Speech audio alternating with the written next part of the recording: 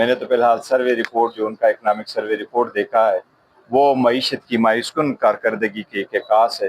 حکومت کے پاس I am F کی فل فیسلٹی موجود تھی، سارے اداروں کا فل سپورٹ موجود تھا، حکومت کی مینورنگ بھی ساتھ شامل تھی، اور حکومت اپنے کسی بھی ہدف کو حاصل کرنے میں کامیاب نہیں ہو سکی۔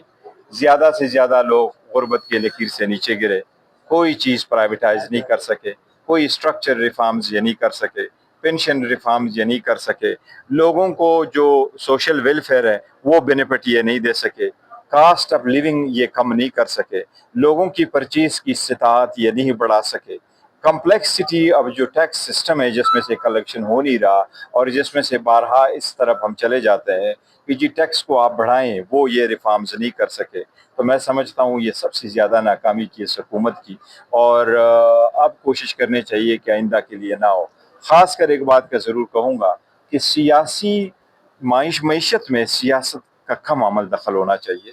ایک چیز کا میں فیکٹس اینڈ فگر آپ کو دیتا ہوں، بے نظیر انکم سپورٹ میں for instance last year 313 billion روپے تقسیم ہوئے، بیت المال میں 8 بلین کے قریب روپے تقسیم ہوئے، روٹی سب کے لیے میں کوئی 30-40 کروڑ روپے تقسیم ہوئے۔ یہ دیکھو، یہ پرانے فگرز اینڈ ڈیجٹس آپ نے رکھے ہیں، ان لوگوں کو بارہا آپ نوازتے ہیں، وہ شاید سیاسی بنیادوں پہ دیتے ہیں۔ اگر آپ نے اتنے ارب روپے صحیح بانٹے ہیں تو بہاولپور میں اس عورت کی ڈیتھ کیسے ہوئی؟ یہ ساری قوم کو سوچنا چاہیے۔ ایک کی زندگی یہ پوری انسانیت کی زندگی گئی ہے۔ یہ میں سمجھتا ہوں حکومت کو ابھی بھی ریفارمز لانے چاہیے۔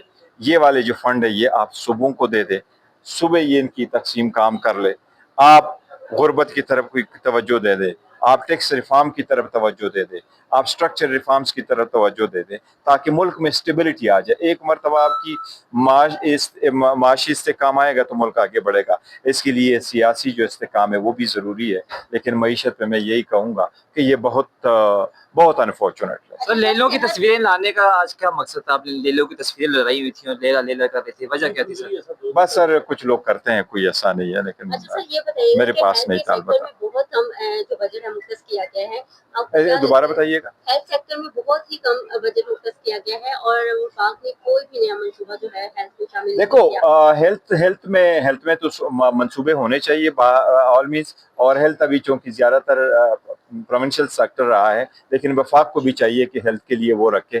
میں تو ہمیشہ سے اس بات پہ پریفر کرتا ہوں کہ انشورنس والا سسٹم ضرور ہونا چاہیے، صحت کارڈ والا، اور یہ سب کی طرف سے ہو۔